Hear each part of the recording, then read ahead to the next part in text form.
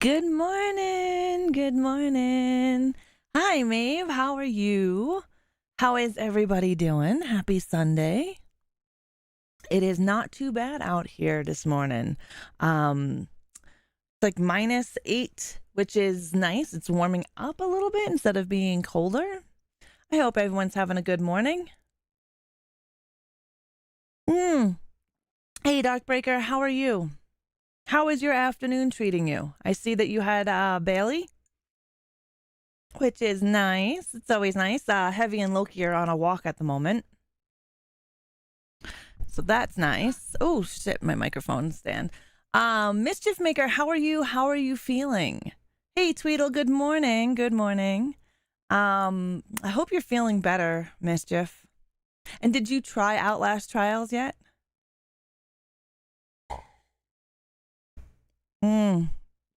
That's awesome. I am glad Bailey enjoyed his walk. Hey, Deadwalk. Deadwalk is everywhere. You're feeling more yourself? That's awesome. I'm glad you are. I believe we have evil today. I believe I turned all my sounds off that I'm supposed to. So I think at least we have evil. Let's see. There we go. I am evil. Nice, evil Deadwalk. Started the game, was interesting. Yeah, the tutorial gives you an idea of what you have to do, right? You have to be quiet, you have to be sneaky, and at times you have to have some defense. That's what the tutorial teaches you, so that when you play your first game, you kind of have an idea that, you know, you need to do some crouching and all that fun stuff. I'm gonna see if I can get on today. I hope. I don't know. There's no guarantee. Yeah, hopefully. I'd like to do a little gameplay in Outlast. And Don, how are you this morning? Good morning. Good morning. Good morning. Nice. The evil. Look at the evil. We gotta see the evil. Not bad, Darkbreaker. Not bad. I'm not sneaky. I'm not quiet. I am a distraction. But the game calls for a little bit of everything, right? It calls for, because it's easier when all four are actually doing an objective. Gets done quicker. Takes a little bit of practice, though. It does. It takes a bit of practice. 100% takes practice. I snagged Outlast Trials while it was still on sale, just in case I wanted to play. Nice, Deadwalk. Well, we could play off stream, you know. Hello, Wickedy. How are you? It is Dawn. It's a fun time. Outlast is a fun time, and I'm not gonna lie, the first time I played it, I died quite a bit. I got fucking found out real fast because it's not like Dead by Daylight. It's similarities to Dead by Daylight as a survivor, right? Where you have objectives to do, but you have to do those objectives without getting caught by the killer. But this one also, you are allowed to fight back. So that's defense. Yeah, is why I feel bad shoving myself and playing with others. Don't feel bad. You'll learn. You practice. You will get there, Tweedle. It's the only way you're ever gonna get to that point where you can be a distraction and not go down. Do you know what I mean? There's always time for a distraction, especially when we're trying to get out and we have 3 baddies at the exit entrance and we can't get there. And having that distraction is good. But when you are able to be a distraction and not go down, you know what I mean? You'll get there. We all get there. I mean, no one is fucking perfect at this game except for Ace. Did a bit more Warframe 1999. Nice, Darkbreaker. Outlast is DBD on hardcore mode. Yes, exactly, Deadwalk. Hello, Sarcastic Freedom. How are you? My Christmas was great, Wickedy. How was yours? But that's the game, right? You practice it until you can get better to where you're. I mean, I'm still getting better. I'm getting better at not panicking and not running out in front of the enemy. Me playing with Ra, no, you go, just leave me, I'm dead already. Also, the freezing is one of the modifiers, right? It sucks. But depending on the map, you can hide under desks, lockers, barrels, garbage cans, beds. I didn't know that either. I only thought we were limited to specific things, but we're not. You can basically hide under anything and everything. You just got to learn not to panic, because I had to learn not to panic. That's what fucks me all the time, is the panic. I can now replay the New Year's Eve mission, but now I'm going to wait a bit more. Nice, Darkbreaker. I did, however, get healing perk and try to be you'll get better. The more you play at a game, you just get better, right? That's just how it's going to go. I don't care if you go down 5 million times. It's not like, oh my God, right? It's not a big deal. I play to have fun. So you'll get there. You upgrade your rig, you upgrade your stuff, and then you can be a healing unit as well, right? So distraction is always good. Distraction is always good. I would love to... since yesterday, that 11 long from Blue Drum. Oh, short movie. Nice. Now you're going to watch Jaws. Nice, Don. No, I have not seen Nosferatu. It's the holidays. I don't have time to go to the movie theater. It was decent, very chill. Got a bunch of pajamas. Nice, Wickedy. Nice. Hi, Rockout. How are you? But yes, I don't like my teammates dying and not escaping in a game, so I will risk myself. I do it in all my games I play. Dead by Daylight, Friday the 13th. I'll do it in Outlast. I don't like when my friends go down. If I can escape, they can escape. So I will risk myself in order to get my friends out. That's just the way I play. It's also a way for you to find strategy. As you know, I have a strategy when I walk in on the Outlast map, especially when I don't know what the fuck I'm doing, because half the time you don't really know what you're doing. You have to find your way there until the pointer or the marker comes up on the map, right? It's been long ever since I've closing. Oh, okay, Don. I do that myself. I consider myself a cannon fodder as long as everyone gets away. Yes. Yeah. See, it's fun when everyone gets out. It's fun when everyone escapes. Not bad. Been playing with cats this morning. Oh, that's awesome. Sarcastic. I'm good. I can't complain. I'm drinking my Baileys and coffee this morning, and I have an extra bottle of Baileys and coffee this morning. But me runs out in front of Big Dong Psycho. Get the fuck out, Tweedle. You're my only hope. That would be funny. You saw a night lifer last night? Ah.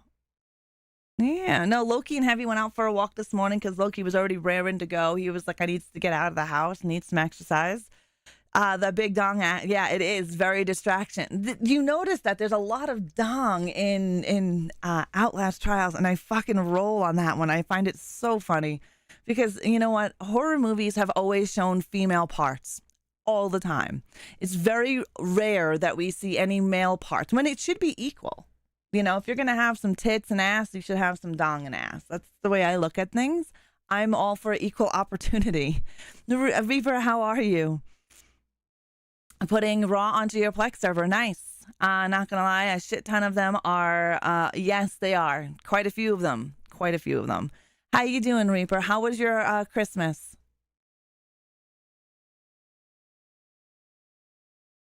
But I do find it funny in this video game, though. every perp we go up against that we have to kill, their penis is hanging out. I'm like, did they get these ideas from like Lust from Darkness? Because now that game, oh my God, Lust for Darkness was insane. I had to have a blur filter. It's rare to spot us. Yeah. There's been a couple of them. You're good? You had a good Christmas? Nice. My buddy keeps telling me to look at Graveyard Shift. Oh, Graveyard Shift. Yeah, definitely check out Graveyard Shift. Well, no, it's right there in front of your face. You don't have to be looking for it. Look at that guy on the crucifix, right? You come up to it, boom, dong in the eye. It's like, what the fuck? You don't actually have to be looking for it. It's just right there in your face. Yeah, it's just right there.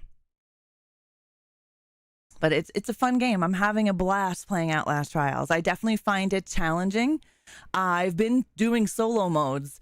I've completed one solo mode. But holy crap, it's a lot harder. And I want to work my way up to the harder levels.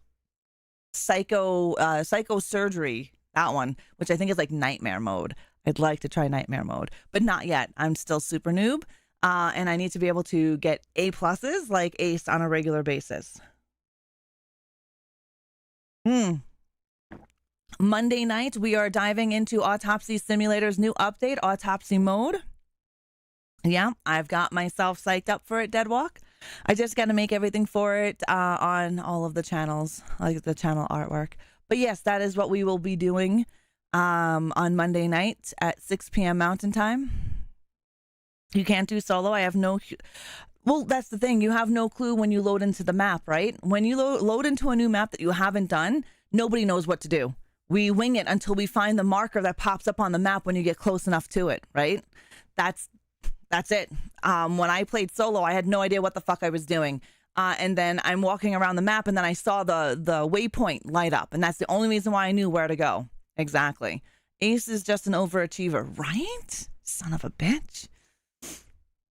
Fake it until you make it.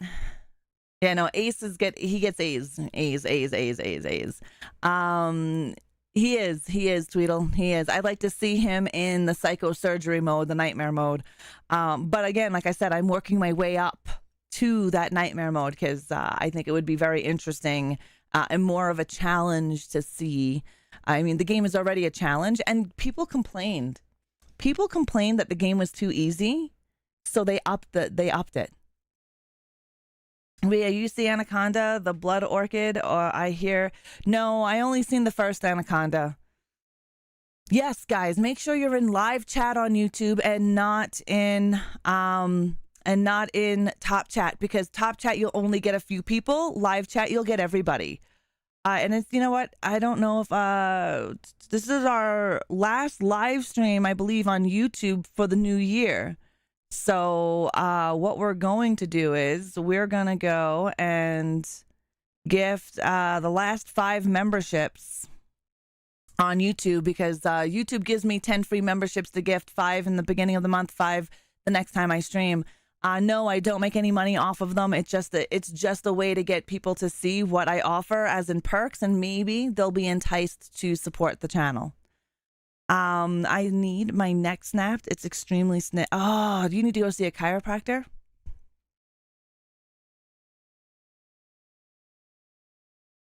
And chiropractor is probably what you need to go and see.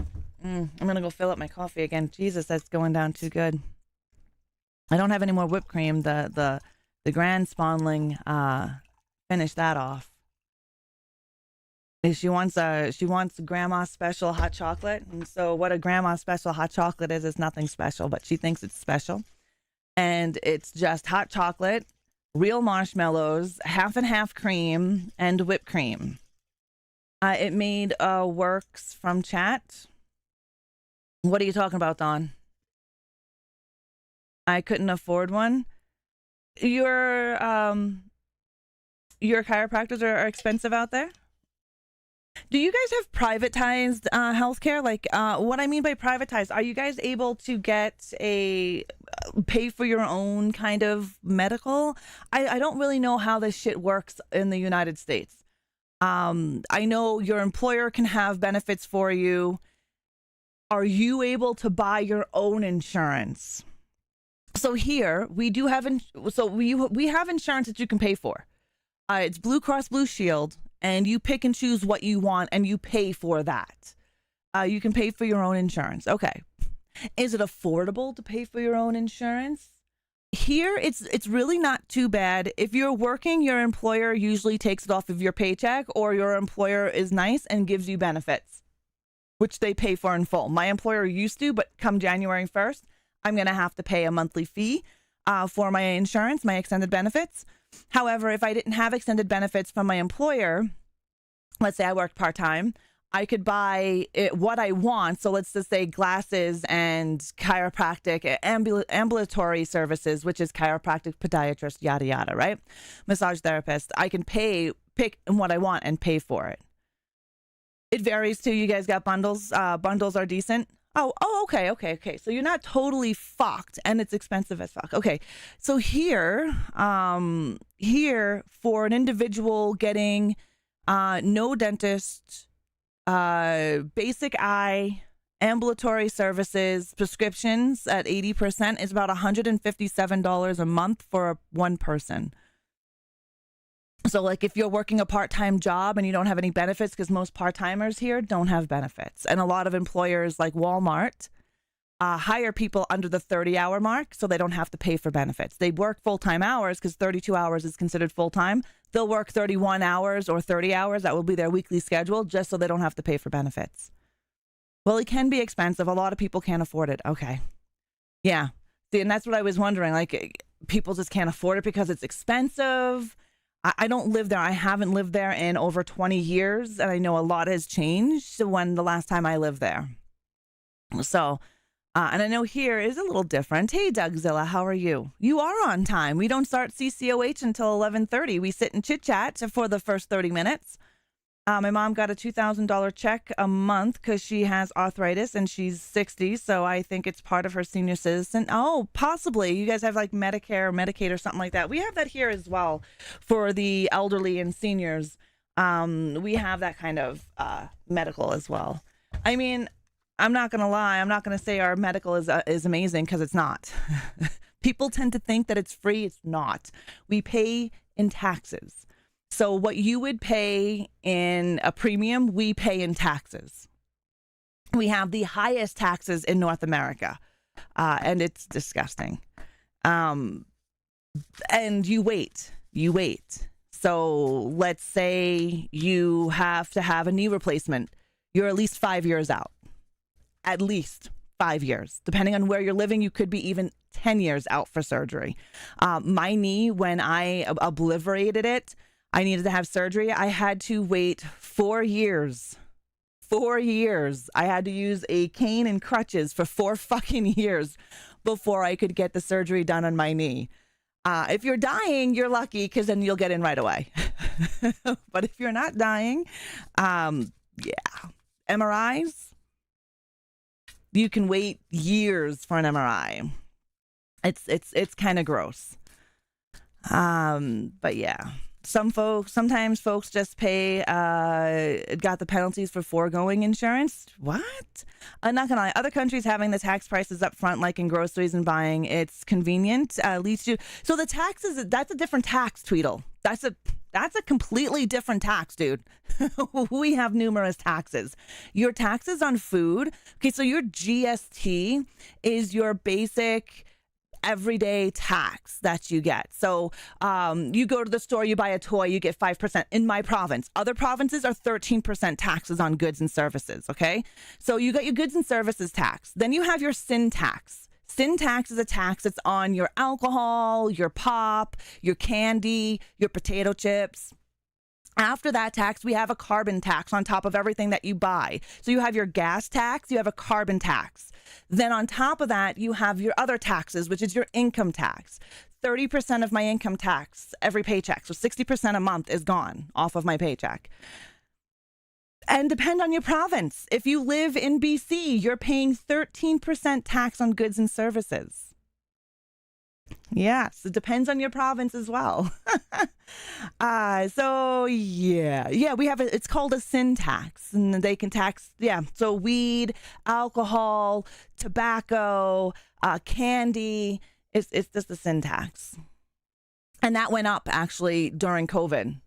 Trudeau raised the tax on the sin tax. Moon over Miami, how are you? Although we have free healthcare here, I did read the UK is more expensive than the United States at this moment in time. You mean cost of living? Hi, Fenris. I can't remember any French horror movies. I've seen American Werewolf in London, but the Paris one isn't bad. American Werewolf in London, the original, is way better. Canada sounds like here, Maine is one of the highest tax states. Yeah, we are higher than the United States. We are the highest taxed in North America is Canada. That'll never happen, Dougzilla. Yeah.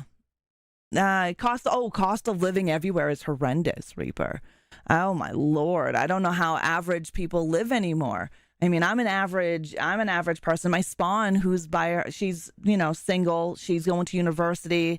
It's insane rent. She pays $800 a month for a bedroom. I'm good, Fenris. How are you?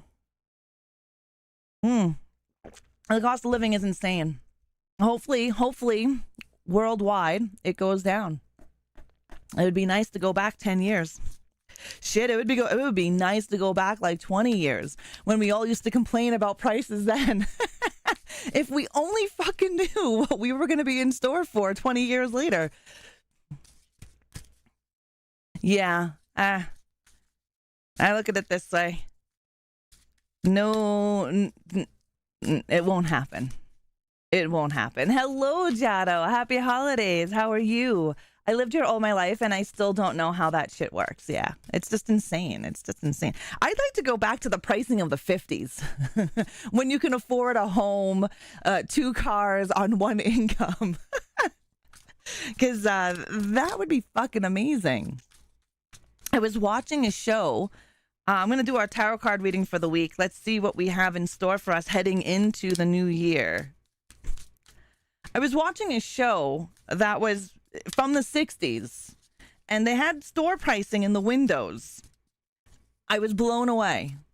Blown away. Like, oh my fucking Christ. Let's see. He won't, Dougzilla. That's trivial shit to him. You're hanging in there. How was your holiday, Jado? Was it good?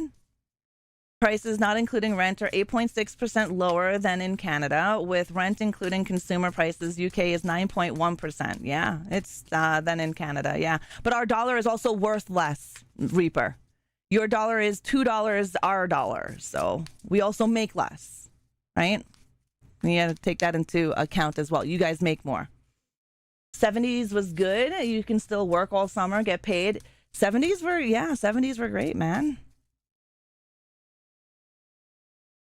Against state parks wanting to get rid of wildlife.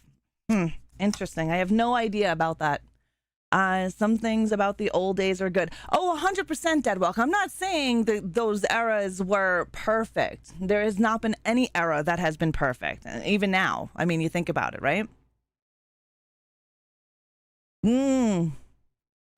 Yes, Black Christmas is 74 is always on my list. It's a classic. Olivia Hussey just passed away, she was the final girl in Black Christmas. May she rest in peace. A good example in the UK is movies. How much a pound? See, yeah, your dollars are different than ours, and I don't know how to tell you what the exchange rate is. Our dollar has dropped really bad. Our dollar was 75 cents per US dollar. So it took $1 US dollar. 1 Canadian dollar is 75 cents of a US dollar. I read you could buy a house out of the J.C. Penney catalog. Really, Fenris? I have no idea. But anyways, our tarot card, the Empress. The Empress is letting us know that there is lots of good things on the horizon. Make sure to nurture yourself and others that are around you. Give birth to your dreams. There's some dreams that we've been having, whether that dream is to learn a new language, to learn sign language, to become a content creator, to get a better job, to go back to school. We all have these goals and dreams that we want to aspire to. Now is the time to give birth to that dream. You have what it takes to actually create that. The fog is bad by the... we got a lot of fog here, Diala. Good morning. You just found out she was the voice, Talia Al Ghul. Oh, yeah, I'm not a huge Batman fan. I'm not a huge comic person. So never moving to Canada. Can't afford it. Plus, don't like the wanker you got in charge. Nobody likes the fucking wanker we got in charge, man. He doesn't even like himself. He knows he's a douche. His own brother tells him a fucking douche. The whole country hates him. So 2-1, yeah. Yeah. Yeah, we have ice mist, ice fog. I took a picture of it and posted it one night. I was walking Loki. We have ice fog. It's quite dangerous, and it creeps, and it's really eerie looking. I took a picture. I'm like, okay, we're not walking into that. I have seen horror movies. I know we're not walking into that shit. So we walked around it. No, we ain't walking in that shit. That movie pissed you off, The Mist? Yeah. All right, the next card is the Queen of Air. The energy surrounding us this coming days are going to be independent. We're going to be experienced, realistic, and we're going to be witty about everything that's going on. Be objective when you're making your decisions. Look at things. Be objective in doing it. Just don't willy-nilly go for it. Weigh your options because there are options for you. Also, now is the great time before the new year comes in to get rid of anything that no longer serves you or serves your higher purpose. We have a lot of clutter. Get rid of it. You have people in your life that don't deserve to be there. Get rid of them. Letting go of things that no longer serve you as a positive thing in life. Get rid of it. You're going to come into some challenges these next coming days if you're not already dealing with one now, but the situation is going to ease itself. You also have to see the humor in the situation. There's humor. We can have humor about something, even something so serious. You can still have a humor about it, and it's going to be the best way to get through that challenge. Your next card is the Eight of Water, and this is the desire to move forward, to move on.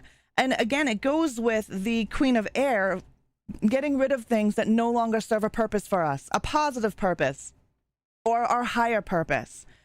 And this means that you have that desire to move forward, to move on with something, whether you're moving on from a relationship or you want to learn more about a job or a career, or you want to take that next step in your education. You want to take that next step in your personal life where you want to work on yourself some more. You're ready to do that right now. And now's the time to do it. Your spiritual and emotional path are starting to grow as well. So some of us, like I said, are starting to work on ourselves. We're starting to come into our beautiful butterfly because we're realizing what we're worth. And that's a really good thing, especially right now. You think you threw your remote. It's departed from the written version and no reason but shock value.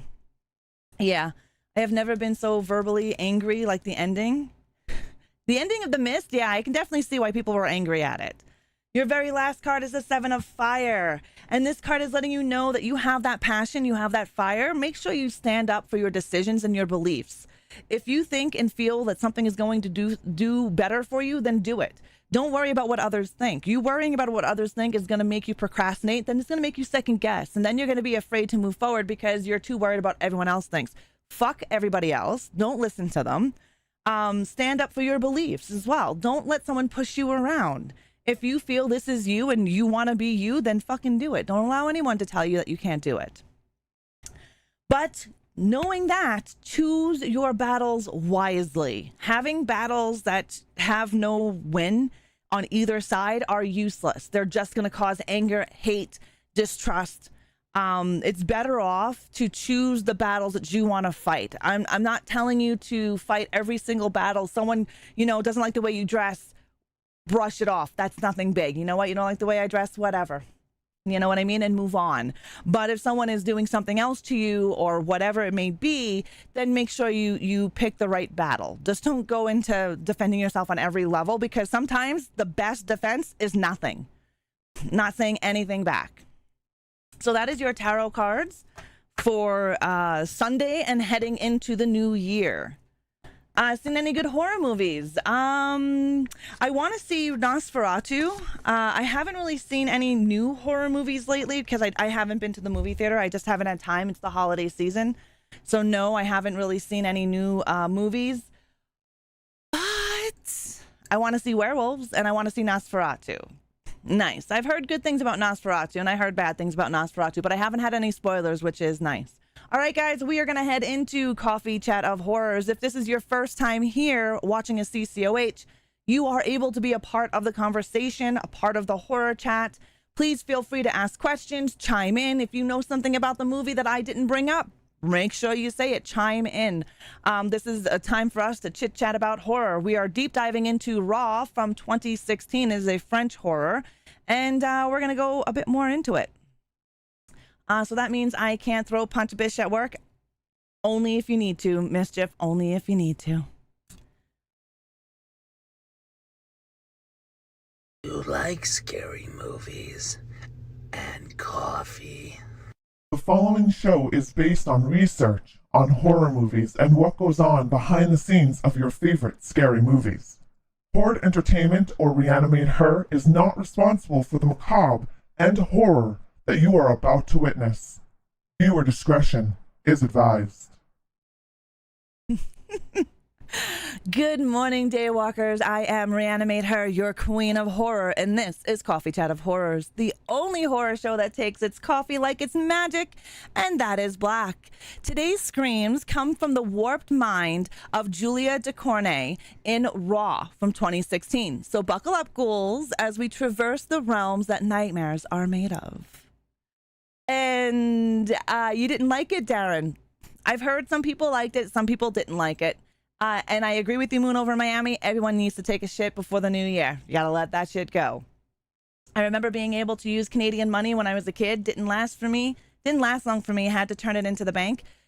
Yeah, Canadian money is definitely not worth anything. And the ad break is over. How perfect is that, guys? Okay, so this is written and directed by Julia de Daucournet. I'm probably killing her name. She's French. This was her directorial debut as well. The budget for this film, what we found, was $3.6 million, and worldwide gross is about $3 million. So a little bit of a hit. This came out in the late 99s, early 2000s, we had the extreme French horrors. This is coming out towards the end of the extreme side of things. I'm not saying it doesn't exist anymore, because it still does. However, really big late 1990s and the early 2000s, extreme French horror was a huge thing. I mean, we got a whole bunch of things, right? I found the beginning confusing. I couldn't tell if they were dropping her off at a college or a mental institution. Yeah, I know, right? The opening, you really have to pay attention to this movie. It is a coming-of-age cannibal film. A coming-of-age cannibal film. It's really, it's good, it's weird, it's different. Look at it as Ginger Snaps. Ginger Snaps is a coming-of-age werewolf film for females, right? It's a friggin' awesome werewolf movie. Looking forward to 28 years later. I'm looking forward to 28 years later. I'm also looking forward to the Return of the Living Dead. I still have to post my reaction to the trailer. Anyways, I'm looking forward to that one as well.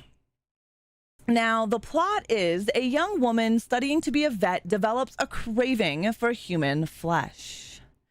And yeah, she does. She does. There's some pretty graphic moments in here, but not overall too gory. I don't feel it was overly too gory.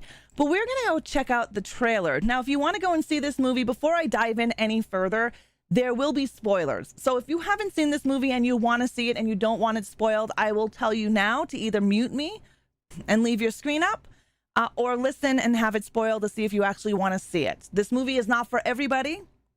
There are some triggers in there. However, it is a weird French coming-of-age cannibal film, and I would recommend it.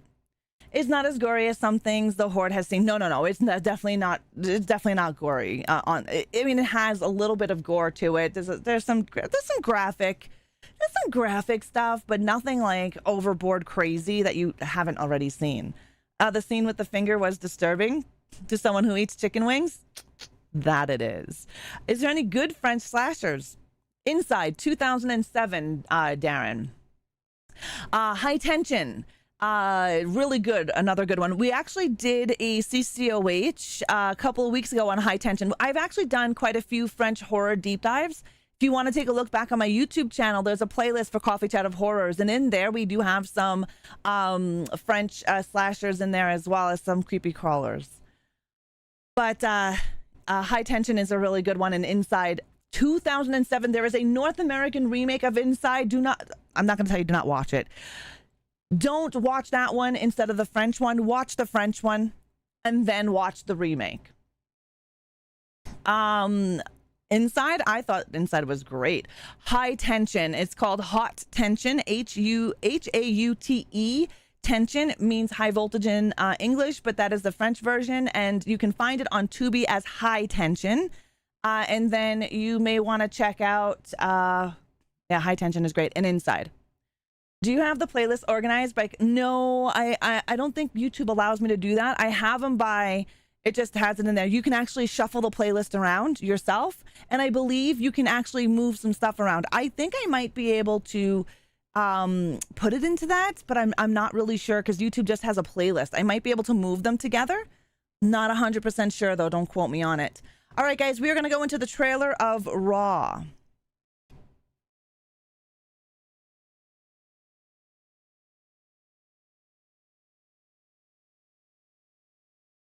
Oh my God, Fuso is just stepping on shit, man. She's so funny. Sorry about that. I know you guys seen the thing pop up, and that was Fu. She was touching shit and stepping on everything. Just fucking stepping on everything. She's right here. You really can't see her at the moment, but When she walks on my desk has a very narrow, because I have everything pushed forward so I can press buttons and do that stuff. So she decides to move things and step on it because she has a narrow walkway of like that much, and she doesn't give a shit. In 1987, cats overlooked dogs as the #1 pet in America. I can see that. I'm guessing Inside 2017 is an American version. Yes, Darren. So Inside 2007. Yeah, the dog necropsy scene was unnecessary in my opinion. Yeah. Fusa, you gotta love her, man. You gotta love her. All right. The imagery here that you see is from Reaper 1923. He is my partner in crime when it comes to Coffee Chat of Horrors. Thank you very much, Reaper 1923, for these awesome imageries that we're seeing right now. Not a raw stream without gremlin, hiccups, or Fusa. No, it isn't. Definitely not. Definitely not. All right. They filmed this in Belgium and not in France, but it is made by a French director. And Belgium, I have never seen Belgium outside of like any kind of movies, so it looks quite interesting. You didn't see the '07 version? Yeah, I'm not sure where you can, let's see, inside. Let me see when it was released in America. Oh, 2007, yeah. Release date in France was June 13th, 2007. Sometimes different countries, like Canada, will get a year later or earlier release, right, than other places. High tension, yeah. You might have the edited version. There's an edited version and an unedited version. So the edited version has some really cool kills cut out of it. The unedited version has some really sweet fucking kills. Nice, Darren, nice. All right, so the veterinary school that you see in this movie is real. It's a real veterinary school. That is what that veterinary school looks like. It almost looks like an asylum, right? Like DLS said earlier, she thought she was being dropped off as at an asylum because it kind of looks like that. But that's a real school. That's a real veterinary school.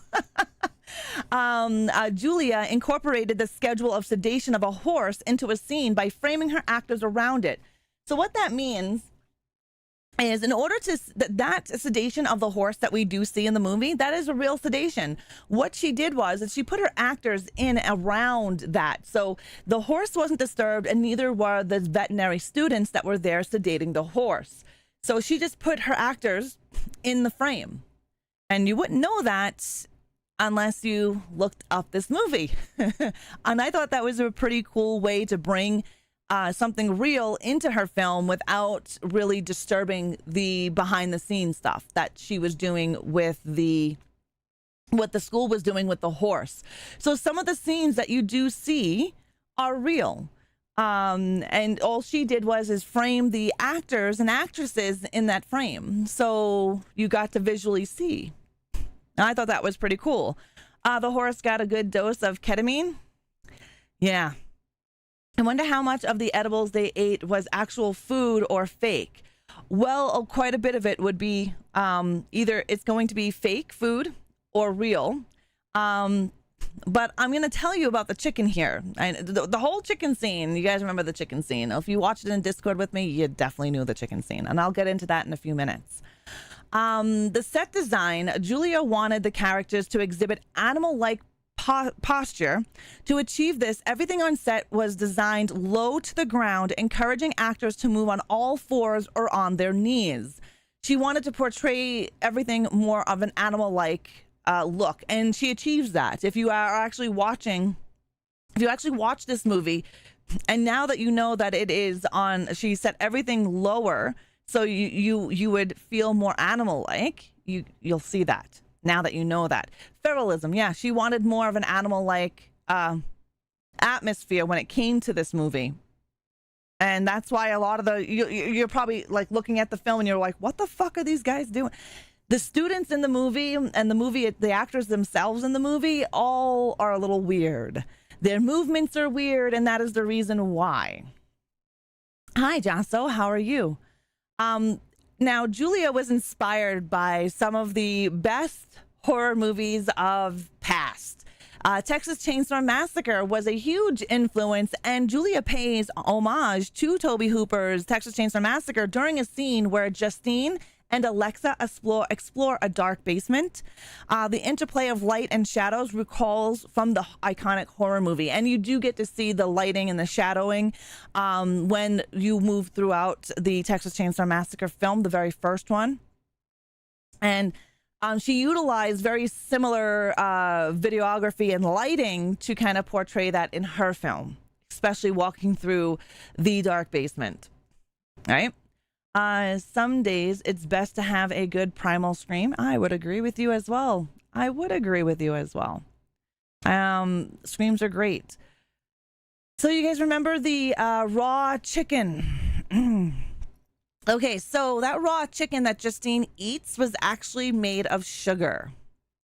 Yeah, so Garance Marlier, who played Justine, said this scene made her swear off candy for life, but not chicken. So there's a scene that you see her with this chicken, and not like a full feathered chicken, just a chicken, and that was made out of pure sugar, and they utilized the color of paint, edible stuff, food coloring, to create that raw chicken breast. Yes, definitely, Diela. So it was made of sugar. Now, I could see that turning off somebody for life off of candy, because you can have that vision of raw. Yeah, I don't know if I could do that. And I love chocolate, so maybe I could. Now, there's a dancing scene, which we all remember. The soundtrack to Raw, before we get into that, the soundtrack to Raw is really friggin' awesome. It's obviously in French, but if you like listening to music that is in a different language because of the beat or whatever, this is a soundtrack to get a hold of. Even the soundtrack to Infested was really good as well. See, for me, visuals would be worse than the taste. Yeah, the visuals, texture for me. And if I think the texture is going to be horrific, I won't even taste it. Not at all. He is. Yes. Oh, yeah, that's strong. Oofa. Could be saying anything, but the beat is fire. Exactly. The soundtrack in this movie is pretty awesome. I do listen. I have the soundtrack on my, I have this soundtrack and the Infested soundtrack on my Spotify. I have no idea what the fuck they're saying. However, I love the beat. It is a great beat. It is pretty fire, I think. The dancing scene. In the mirror dancing scene, Justine is listening to Ortiz, a gothic rock rap duo of twin sisters known for subversive lyrics. And that song is why I downloaded the fucking soundtrack, because that song was friggin' awesome. I mean, I thought it was a great song, and to know that they're twin sisters, goth rock rap duo, like what? I don't know if I could play it. I know YouTube will get pissed off at me if I play the song, and they'll hit me up with all sorts of crazy copyright horse crap. So unfortunately, I won't play the song for you, but I would definitely check it out. The song is, it's called Ortiz, is the group. I will paste the spelling of it in the chats. So yeah, there I will post in the chats, unless anybody wants to, find that band. There it is in the chat. Again, it's going to be in French, and the music is great. Their music is great because I listen to their albums on my Spotify. I could probably link it. I can link my Spotify into Discord, Diela. Yeah, I can definitely do that.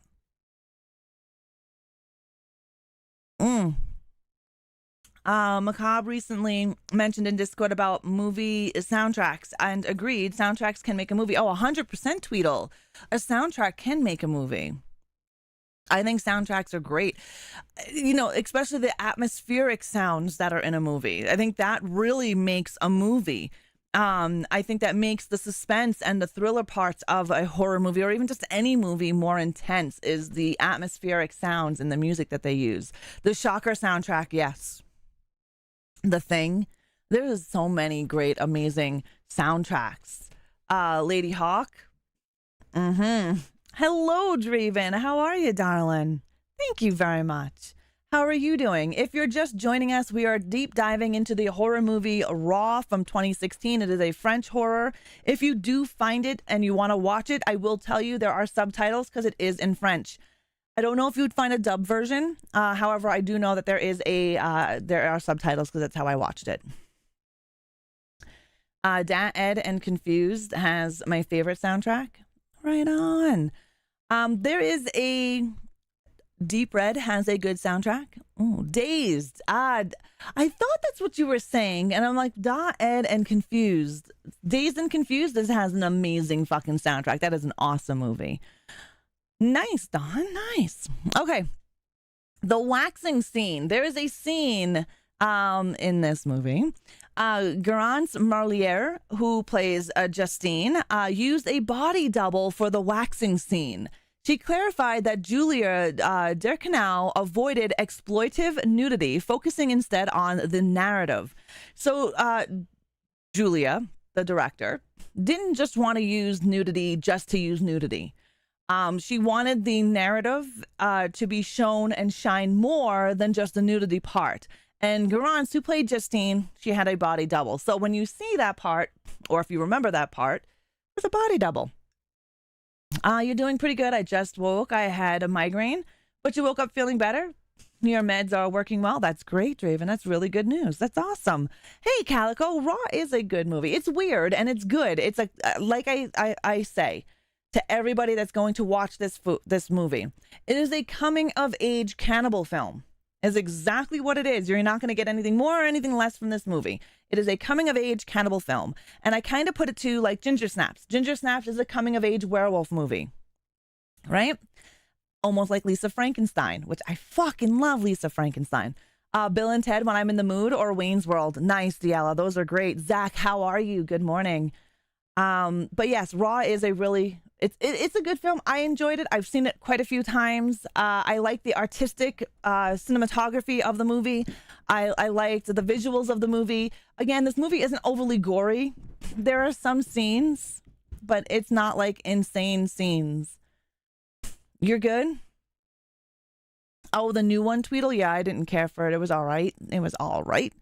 I see you were playing, Zach, I see you were playing Indiana Jones. Is it good?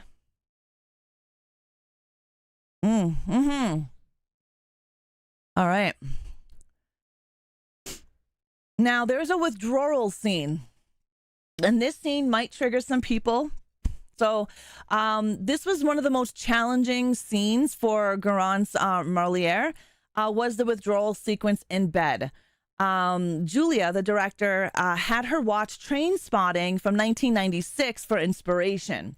Now, if you were never a drug addict, or addicted to something like food or sugar, coffee, or drugs, or shopping, everybody has a different kind of withdrawal. Smokers, I was a smoker for a long time. You go through withdrawals. And if you've never done anything that has an addiction of any kind, you don't know what a withdrawal feels like. She did a really good job of portraying somebody coming off of an addiction. The withdrawal scene, I thought she did a really good job. And what she did was she'd watched Train Spotting quite a few times to capture the essence of what a addicted person's body would go through. And I thought she did a really well job as portraying that. It's not as frequent as Terrifier. Let's put it that way. Oh, yeah. No. Raw is also called Grave. So if you're looking for the movie and you can't find it under Raw, it is also called Grave. Just a heads up. Sugar withdrawals suck. Oh, yeah. Oh, yeah. Withdrawals of any kind suck. And you don't have to be a drug addict to have a withdrawal. Like I said, sugar. It was a horrible thing for me to cut out chocolate. I had to do that for 3 months to kind of figure out what was causing my issues. And I had to take out all food, coffee, tea, everything. Withdrawals suck. I mean, some are harder than others. I'm not going to lie. Some are harder than others. However, withdrawal sucks. Plain and simple. But Train Spotting is a pretty fucked movie. I don't know if anybody here has seen Train Spotting. If you haven't seen Train Spotting, I would recommend it. I would recommend Train Spotting. The second one is all right, but definitely I would recommend the first Train Spotting. It is about addiction. It is about a huge addiction. But I thought it was a very well done movie. Yeah, let's see. Audience reactions to Raw. When Raw first came out in the Nuart Theater in Los Angeles, ushers distributed custom-made vomit bags due to the film's graphic nature. And we know that this is a gimmick. This is a gimmick that Terrifier used. This is a gimmick that Exorcist used. Exorcist fucking created it. This was a gimmick, and it was to get the hype out. Terrifier 3 was overhyped, in my opinion. Super overhyped, in my opinion. And I'm not going to say that the people passing out and the vomiting wasn't real. I'm sure it was acting, and well done acting. I just did not see the whole people puking when we've seen worse in other movies. But this was a really good gimmick to get that hype up when you're walking into a movie theater and someone hands you a barf bag, especially a custom barf bag. You're going to get that like, oh my fucking God, they just gave me a barf bag. And you're going to get that excitement, right? That there is also a gimmick in that. And then when you leave the movie and you enjoyed the movie, you're going to tell your friends, oh my God, I got this barf bag, blah, blah, blah, blah, blah, right? And it creates a domino effect of hype. Just like this, right? Just like Terrifier. Train Spotting. I can't help but laugh my head off about the bed shit scene. Oh my Lord. I need to go and revisit Train Spotting. Oh, Requiem for a Dream. Yes, Requiem for a Dream. That's another messed up movie. You have a vomit phobia? That sucks, Raven.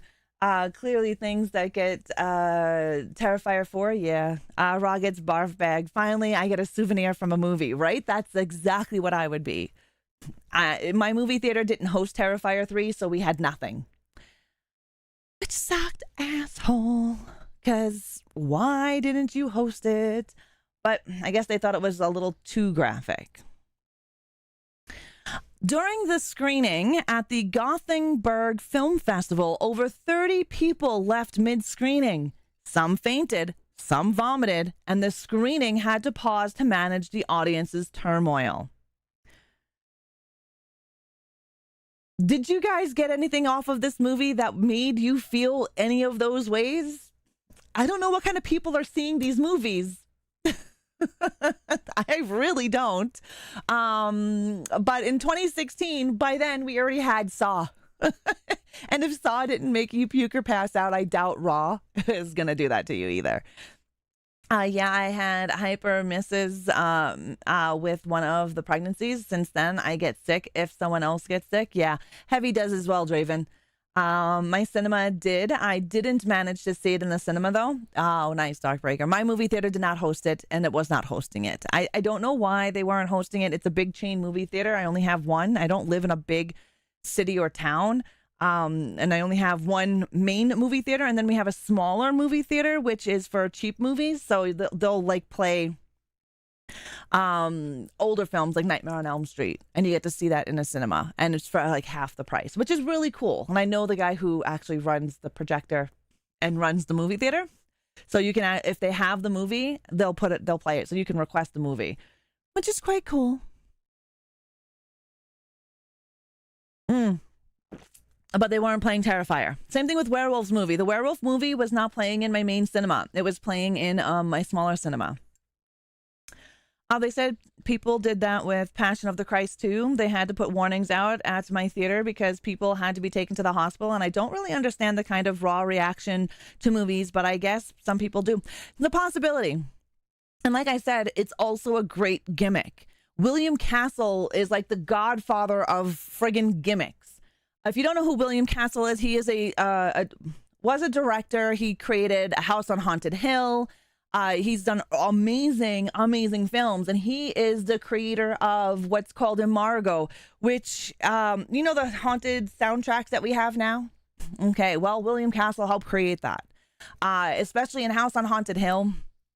The sounds that you hear in House on Haunted Hill, that was what helped start the whole Margot scene. Margot, I don't know how to pronounce it, but anyways, he also started theatrics, gimmicks inside the theater. So when you were watching House on Haunted Hill in the movie theater, you would see the skeleton that comes out of the acid.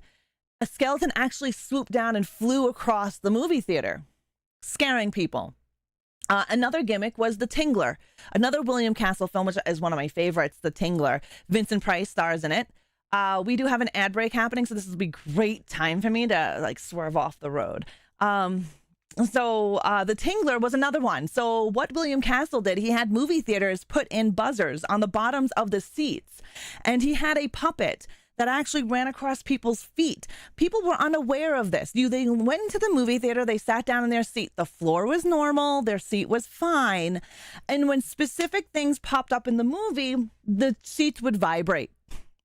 There was another part where you see the little Tingler go across the floor. This puppet, this whatever, was on a string, and he would run it across the floor. These were things that the movie theaters did back then, which also play a huge role in what they do now, especially when it comes to barf bags and having people faint and having vomit and all that other fun stuff. This stuff was created a long time ago. Most people who are my age did not get to see these kind of movies in the movie theaters in the 1960s. But if you did see a William Castle film back then, you were a part of that. Now you want to see Scream in 4D? You've been off the road and driving through the cornfields for a bit now. I know, I'm so bad at that. But again, Raw doesn't have a whole hell of a lot of information, right? I had to read a few interviews with the director, and that's how I got my information, was from interviews. It didn't really have any kind of deep info like my other CCOHs do. I only cringe badly enough to physically feel arthritis is when I see finger mutations, but it's no level of the claims being heard about Terrifier puking in. Yeah. Yes, actually, Vincent Price, our lead in both of those, Darkbreaker. Yeah, I do love Children of the Corn is a good one. They have so many remakes of Children of the Corn as well. I like the original. And there's a lot of chapters in Children of the Corn. We have an ad break over on Twitch. So in about 1 minute and 18 seconds, we'll be back. And I will be back on the road driving straight. I only have a couple more tidbits of information for you before we go into our just chatting. Yeah. But William Castle was a great director. And he did a lot of amazing things for film and cinema. Like a couple of my favorites is House on Haunted Hill and The Tingler. The Tingler is a great friggin' movie. I would suggest watching it. It's black and white, starring Vincent Price. And who doesn't love Vincent Price, right? Like, I fucking love Vincent Price. Yeah, the village. Yeah, those kids were creepy as fuck. My skeleton over here, Jedediah, that's where he got his name from. Right? All the things that I name get their names from horror movies. Not gonna lie, that movie did actually make me paranoid. To this day, I won't eat corn. You won't eat corn? I don't mind corn. Have you heard of... So yes, there is a movie called Jack Frost that came out in 1997 that also came out with another Jack Frost starring Michael Keaton. So if you're looking for Jack Frost, a horror movie, make sure you find the cover art of a angry snowman, because if you don't and you find the other Jack Frost from 1997 starring Michael Keaton, that is not a horror movie. Welcome back from that ad break, guys. Welcome back. Yeah, there are two versions that came out the same year. Jack Frost, the horror comedy, and then Jack Frost, the non-horror comedy starring Michael Keaton. I've seen both. All right, so the director's perspective.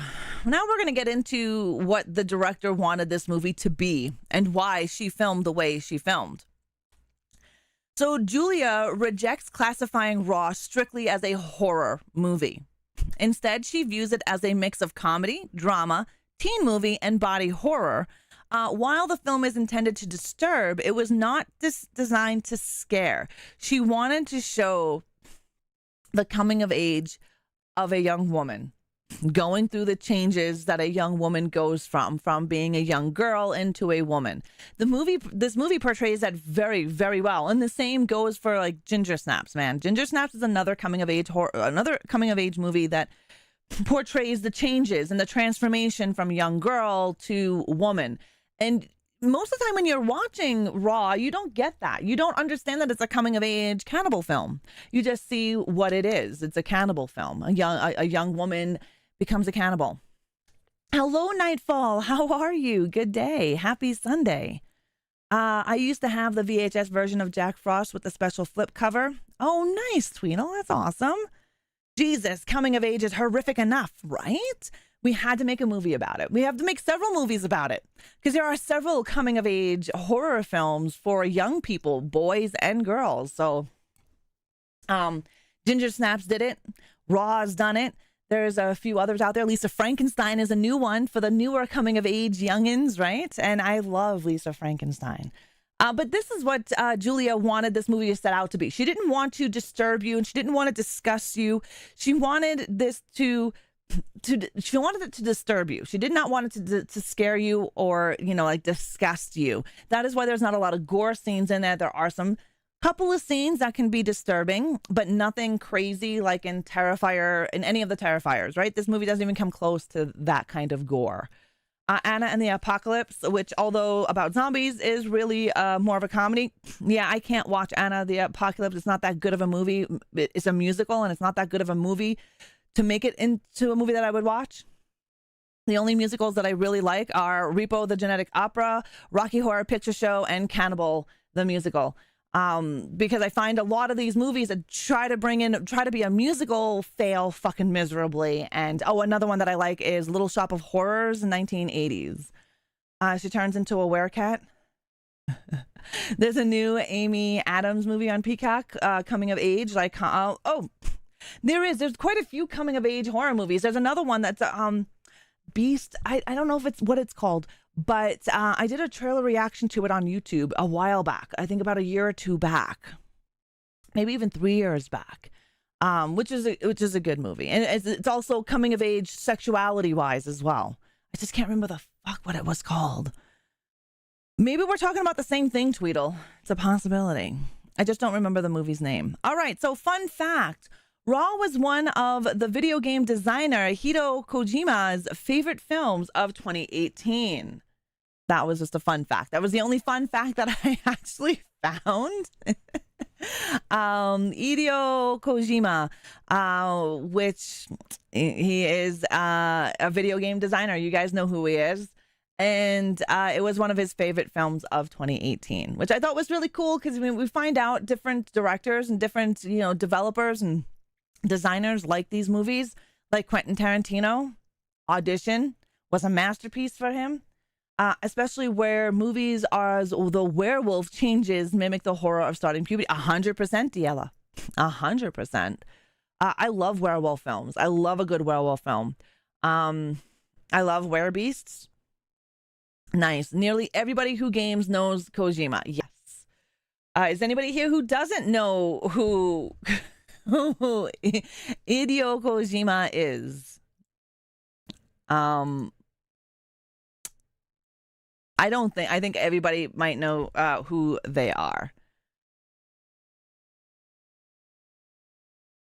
Is that a Japanese horror?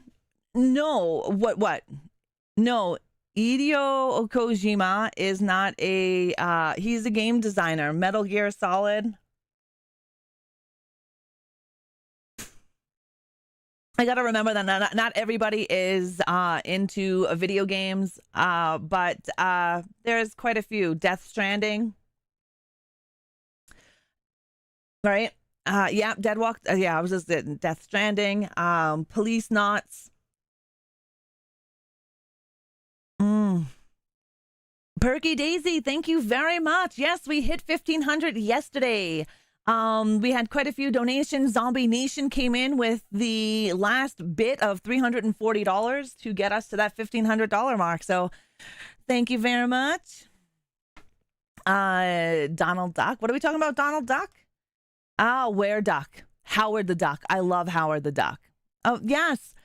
The Horde came through pretty amazingly, Perky, to raise funds. And I'm still having it go on to the 31st. We had a couple of offline donations as well, because I've been sharing it out on my Facebook and on Twitter. So my charity is still going. The charity that I'm doing with Stack Up is still going on to the 31st of December. The 31st would be the very last, super last day you guys can donate. But don't fret. We're going to be doing this again next year sometime. I'm not sure when, but next year we'll also do another fundraising event. Thanks, Deadwalk. Underworld 2 is one of my favorite vampire werewolf movies. I love Underworld. Underworld is great. All right, let's get into our closing for Coffee Chat of Horror so we can sit and just chat. All right. Thank you, my ghoulish guest, for joining this week's Coffee Chat of Horrors. Let the unsettling world of Raw linger in your thoughts as you drift into the shadows this evening. But don't stray too far. Join me next Sunday at 11 a.m. Mountain Time as we hang out and chit-chat with a horror zine comic.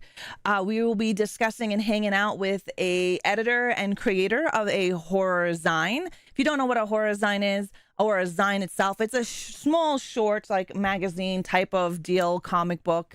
A zine can really be anything. And we're going to be sitting down and talking with a creator and editor.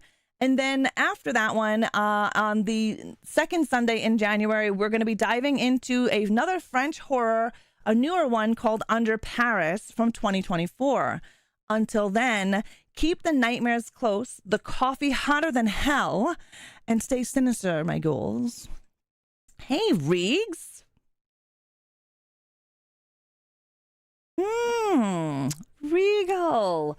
Fine, here, got on lunch. How's work going? If anyone wear duck or even a wear mouse like Mickey, how comfortable would wearing a top and no pants be? I don't know. That's kind of weird, I guess. Most people join the live on Twitch instead of here. It depends, Nightfall. It depends. Some people like the engagement on Twitch where there's a lot of different little bells and whistles, not during CCOH. CCOH doesn't really have any bells and whistles, which is a totally different profile for my OBS. When I'm gaming, it depends. Some people enjoy watching without all the bells and whistles on YouTube, and then other people like the engagement. What I mean by engagement, I have stuff called channel points where they can spend free. It's all free. You earn channel points by watching the stream and by chatting and by entering in predictions. And you are able to play things in my stream. For example, well, my channel points are off right now, but for example, you could play a coffin dance on my stream where unfortunately there's some things on YouTube you can't do. So it depends on what you like to do. If you like to watch and chat, YouTube. If you want to chat and engage, like troll me, Twitch. But I do stream on both. I do more horror chat and horror stuff on YouTube, where Twitch is mainly gaming, horror gaming. So on Fridays on YouTube is my horror gaming. However, I do more movie reactions and Coffee Chat of Horrors on YouTube. And on Twitch, I play just more of horror games. And the Horde, the community, like to troll the shit out of me. And Soup is fairly quiet as well. Yes, Deadwalk. There's not much engagement stuff on that either. The Zidrate gun comes with a little... Okay, I forgot the lyrics. Unfortunately, the Disney horror, I'm interested in Popeye. I am definitely interested in Popeye. We'll see how that works out. But yes, YouTube usually just like to watch. I have Twitch, but I usually only go there for music streams. I'll have to start going there for your streams. Oh, thank you, Nightfall. I do stream on YouTube on Mondays and Fridays. Mondays, I've been, depending on what I'm doing, usually it's just Fridays and Sundays. However, I stream live on Twitch Monday, Wednesday, Friday, and on Sundays. So you get to see more on those days on Twitch than you do on YouTube. I try not to overwhelm people on YouTube. I know not lots of people are used to the live streaming there, so I don't want to overwhelm them with live streaming because I still post my movie reactions and chit chats and stuff. I like the layout of Twitch better than on YouTube on mobile. Yeah, I prefer YouTube more than Twitch these days. You're evil. Nice. Your evil is bad. Not too bad. 29%. It's not the greatest. However, your horniness is out of control there, Reegs. But it's nice not having ads, though. So I turn the ads off for my live streams on YouTube. I have no option on Twitch, right? Unless you're a sub on Twitch. The only way you don't get ads on Twitch is if you're a Nitro. No, what is it? The other thing called? I don't know. They have 2 subscription services. They have one that you don't have to pay a sub to a streamer. You just pay the sub to Twitch, and that gets you no ads. Or you subscribe to a Twitch partner for a monthly fee and you don't get any ads. However, YouTube allows me to turn off the ads, and I turn on ads after the live stream. So one of the benefits of watching me and engaging over on YouTube is there is no ads during the live stream. After the live stream, ads go on. Unfortunately, on Twitch, there are ads, but I don't play ads on everything on Twitch. I can't turn them off. So I try to make them as less invasive as possible. I have an ad go on for a minute and a half every 30 or hour, just so it doesn't get so intense with the ads. Right? Kick him in the crotch. Who just sat down next to me? That's why I watch on YouTube and just have chat window only on Twitch. Yeah. Because Twitch will have ads, and that's why I'll stop discussing what I'm doing when an ad pops up. I get a notification saying, hey, bitch, there's an ad popping up, and then I will swerve off of my information, especially during a CCOH, because I don't want anybody to miss anything. I don't expect people to pay a monthly fee either. If you do, super awesome. It supports the content. However, it's not something that I push. So I don't want people to feel that they can't watch me and lose information if I just continue to go throughout the ad. So I stop what I'm saying, especially important stuff. Like if I have an announcement or we're doing a CCOH deep dive, I don't want anyone to miss information because I don't want to put that information behind a paywall. If I wanted to do that, I'd do it on my Patreon, right? But it is, oh yes, nice. Not too bad, guys. Not too bad. I know Raw doesn't have a whole hell of a lot of information to it. It just didn't. There is a Patreon only podcast. I don't know if anyone has the updates. However, there is a Patreon only podcast that's happening. It's my ramblings. And then there is a members only podcast, which is for sponsors of the stream, which is a separate podcast than my ramblings. The ramblings are specific to Patreon. That's just my everyday bullshit. But my other podcast, which is I just finished the artwork for it. And this is where Twitch people are going to be able to join in with the podcast. So before, the podcast was only available to YouTube and Patreon and the Ghoul Shop. Now, the podcast will be available to those of you on Twitch. Just to let you know. So if you're on Twitch and you're a subscriber, the podcast is called Secrets of the Crypt, is my newest podcast. It's a members sponsor only podcast. So if you watch me on Twitch and you are a sub, YouTube, Patreon, Ghoul Shop, etc., this is across all platforms. You'll be able to listen to it on Spotify as well. I have a theory that the raw rabbit started the cannibalism in the girl. It could be Darkbreaker. I'm so glad to be a sponsor. I'm glad you're a sponsor as well, and I'm glad I can give you some value for your money, for your dollars. Raw did not have a lot of graphic. No, it didn't. And Reaper, it didn't have a lot of information either. To be honest with you, it had very little background. I had to actually find interviews with the director in order to get the information that I gave you today. I do enjoy researching. I don't use IMDb for my info because anybody can put anything they want and it's not verified on IMDb, right? So anyone can put whatever they want in there. I don't suggest using IMDb if you're doing any kind of deep diving. I would suggest utilizing interviews in like Fangoria magazine, Rue Morgue, Scream, Monsters, and other outlets to find your information. because that's what I do.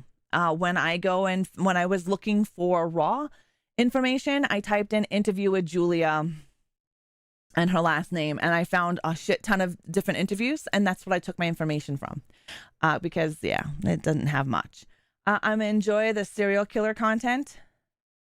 Yes, you are. I'm actually converting it all over. My serial killer discussion is a YouTube member video, and I read from this book. So if you're a YouTube member, you can actually check out all of my serial killer discussions.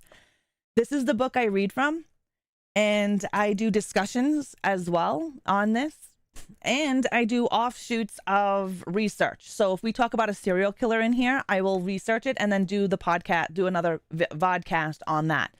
Now I found a way to turn this into a regular podcast for sponsors, so which is good. I have to get back into this too, because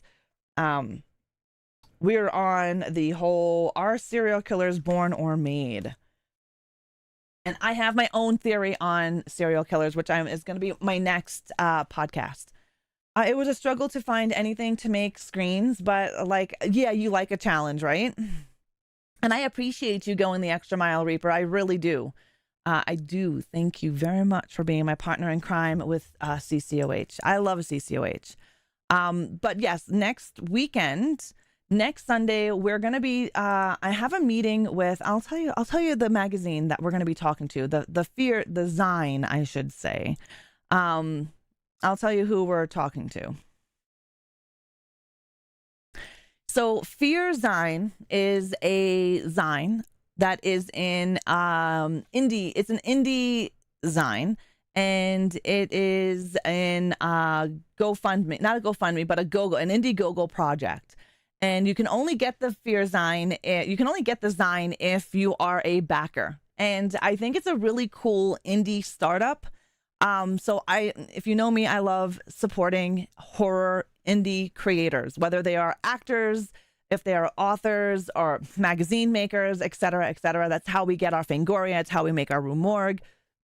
So I really would wanted to talk to them about their horror zine that they just started, and that's who we're going to talk with. I'm not sure if we're going to talk with both creators, but we are going to be talking with them on January 6th. It's the first Sunday in January. Sorry, January 5th. January 5th is where we're going to be talking to the creators of Fear Zine. In my opinion, it's environmental that helps. The Joker is quoted to say, sometimes all you need is a little push. Yeah. Definitely. Thank you for all your hard work there, Reaper. But I'm excited for next weekend as well, because I think it's going to be a fun... Oh, what the fuck is that? I hate when you touch your toolbar and that stupid thing opens up, like all the news and everything that's on it. You guys know what I'm talking about? When you have the little temperature thing and it just pops up all the bullshit that you don't want to see, like top stories. Costco? No, I don't want to see any of that shit. Yeah, it pisses me off. I like, touch your tool.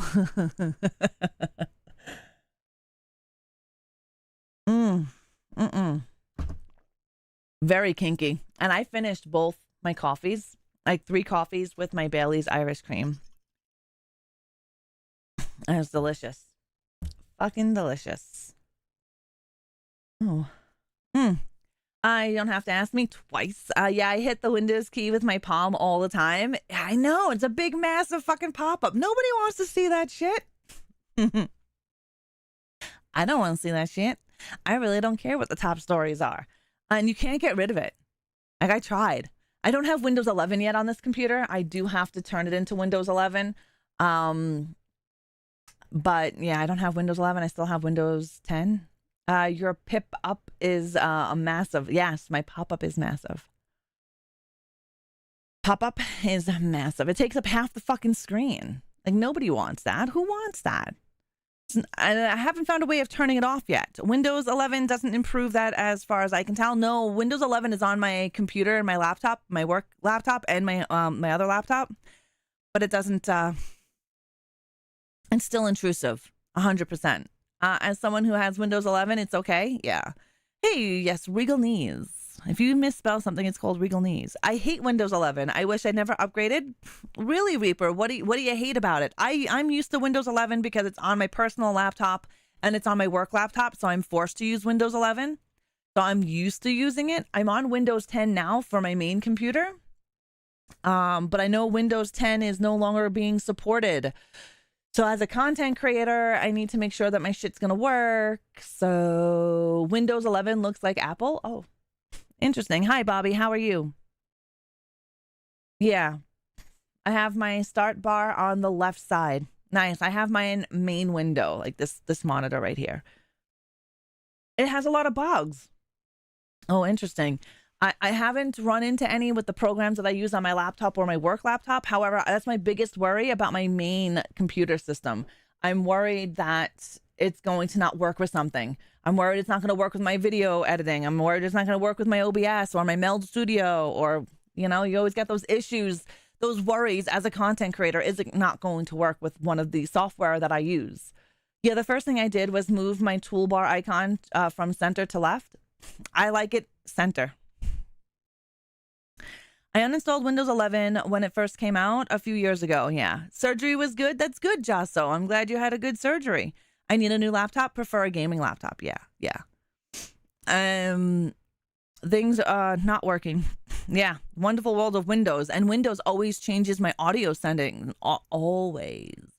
I have a Windows update. It fucks with my things all the time. I've been considering upgrading to 11 or reinstalling 10. I like a fresh install of OS every few years. I guess that doesn't hurt, right, Sarcastic?